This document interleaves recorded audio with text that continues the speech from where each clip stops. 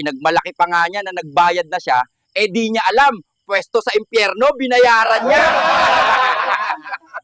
Tumanggap ng kabutihan, magbayat ng kabutihan. Hanggat may hininga, meron ka pang pag-asa. Lumingon sa pinanggaligan, hinihintay ka lang. Kilala nyo ba yung kapitbahay kong pamilya ng mga puppet? Hinawaan maging puppet yung mga kamag-anak nila. Idolls ko yan mula pa pagkabata eh. At saka pinagsasalita ko yan ng masasama. Pinarurumi ko muna sana bago to dasin Huwag mong pahintulutan, bibig ng kasamaan. Pagkat nanggaling yan sa papitirong mangkukulam. Ingatan ng laman ng puso mo't isipan. Kilala nyo ba yung kapitbahay kong yumaman dahil pinagpala? Sinapian ko para sa akin magbayad. Patagal na panahon namin ginawang mga rebelde yan sa simbahan bago kulamin, tapos ililigtas lang ng simbahan. Inaagam nila ang mga papuri, inaangkin nila ang hindi sa kanila, nanakawin nila ang inong kaluluwa. Kilala nyo ba yung mga anak nung tinodas ko sa kulam? Puppet ko na sila ngayon at sa akin pa nagbayad. Idolls ko yan eh. At saka araw-araw sa akin nagbabayad ng kasamaan yung mga puppet ko na yan eh. Inaagaw nila ang mga blessing, inaangkin nila ang mga ari-arian. Nagpapanggap silang mga Diyos-Diyosan. Naaalala nyo ba yung mga anak nung nilumpo ko sa kulam? Sinisi ang simbahan at puppet ko na rin sila ngayon. Ginawa mo ng puppet ng mga mangkukulam yung mga pasyente na yan bago nila kulamin para mabihag kaluluwa, tas aagawin nyo lang. Sinapian ng mangkukulam ang kanyang biktima. Ginawa niya itong papetirong puppet, papetirong puppet ng papetirong puppet. Nakilala nyo ba yung kapitbahay kong ubod ng yaman at umaapaw sa biyaya? Sa akin nagpasalamat at nagbayad. Matagal na panahon namin ginawang puppet ng kasalanan yung mga pasyente na yan para madaling tudasin, tas ililigtas lang ng simbahan. Tatakutin ka niya nang hindi hinahawakan. Magpapanggap siyang isang Diyos-Diyosan. Ang kanyang utos pawang kasamaan. Kilala nyo ba yung kapitbahay kong mayaman? Eh tambay lang naman ako, naniwala na sa akin galing yung blessing. Matagal na panahon naming inilaban mga pasyente na yan sa mga Kristiyano para maging panaksak namin. Tas sa simbahan lang pala magpapagamot. Kailan ka babalik sa piling ng ating simbahan? Kailan ka aalis sa mahika ng mangkukulam? Tinatakot ka lang ng di hinahawakan. Kilala nyo ba yung kapitbahay kong yumaman dahil sa negosyo? Pinasukan ko ang isipan na sa akin galing ang blessing. Ang tagal-tagal namin pinarumi yung mga ugali ng mga pasyente na yan para maging panaksak namin, tapos lilinisin lang ng simbahan. Wag na wag kang matatakot sa nagagalitan, lalo na't di mo naman naging kaano-ano yan. Uutusan ka lang naman ng kasamaan. Kilala nyo ba yung kapitbahay kong sobrang tapang sa kanyang sariling pamilya?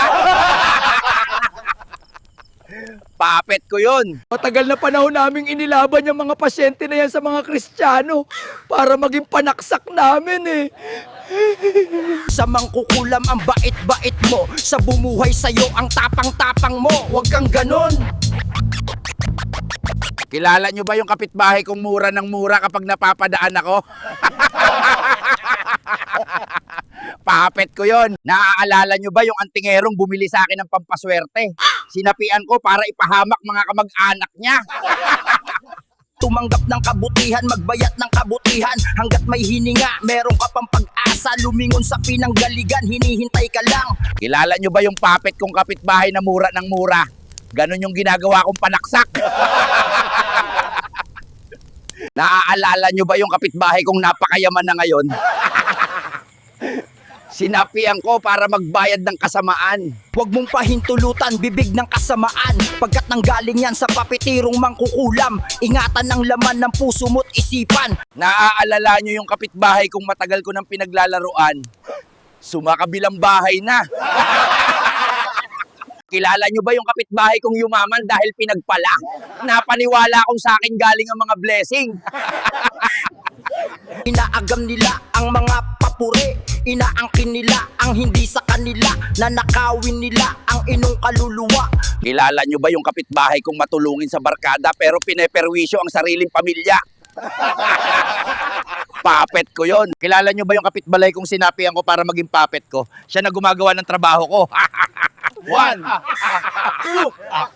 Inaagaw nila ang mga blessing, inaangkin nila ang mga ari-arian, nagpapanggap silang mga Diyos-Diyosan. Kilala nyo ba yung kapitbahay kong pinasukan ko isipan para magrebelde sa simbahan? Sinisi ang simbahan! Naaalala nyo ba yung puppet kong kapitbahay na mura ng mura? Inilabang ko dun sa isa para dalawa na sila.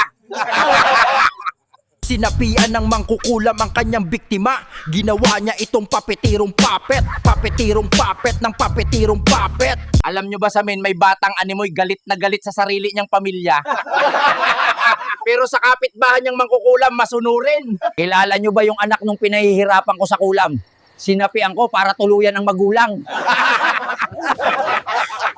Tatakutin ka niya nang hindi hinahawakan. Magpapanggap siyang isang Diyos-Diyosan. Ang kanyang utos pawang kasamaan. Kilala nyo ba yung mga puppet kung kahit saang lugar nagbabayad ng kasamaan? Sila ang tagahawa kong mga puppet! Kilala nyo ba yung mga kapitbahan kong ayaw na kumain sa simbahan? Kinain yung hininga ng albularyong aswang! Kailan ka babalik sa piling ng ating simbahan? Kailan ka aalis sa mahika ng mangkukulam? Tinatakot ka lang ng di hinahawakan. Ano ba ang nakakatakot? Yung takutin ka na papatain ka? O yung takutin ka na maiimpyerno ka? Sa mangkukulam ang bait-bait mo, sa bumuhay sa'yo ang tapang-tapang mo. Huwag kang ganon. Pre, bakit nga ba ipinalit sa pangalan ng demonyo ang pangalang kapre at duwende? Tumanggap ng kabutihan, magbayat ng kabutihan. Hanggat may hininga, meron ka pang pag-asa. Lumingon sa pinanggaligan, hinihintay ka lang. Kilala nyo ba yung mga kapitbahay kong mga Kristiyano na pinag-aaway ko? Sobrang bait sa akin. Huwag mong pahintulutan, bibig ng kasamaan. Pagkat nanggaling yan sa papitirong mangkukulam. Ingatan ang laman ng puso mo't isipan. Pinagmalaki pa nga niya, nagising na siya sa katotohanan eh. Di niya alam, sa mangkukulam naman siya kumampi. Inaagam nila ang mga papuri. Inaangkin nila ang hindi sa kanila. Nanakawin nila ang inong kaluluwa. Alam nyo ba yung mga kapitbahay kong mga Kristiyano? Pinasukan ko mga isipan para tumalikod na sa simbahan. Inaagaw nila ang mga blessing, inaangkin nila ang mga ari-arian, nagpapanggap silang mga Diyos-Diyosan. Bakit tambay lang sa bahay yung ibang albularyong aswang at mga mangkukulam? Busy naman sila ginagawang papet yung mga kapitbahay nila. Di ka na makakagat ng mga aswang dahil ikaw na ang mangangagat ng mga Kristiyano. Naaalala mo nung inilabang kita sa mga Kristiyano para manghawa ng kasamaan? Ang baho mo.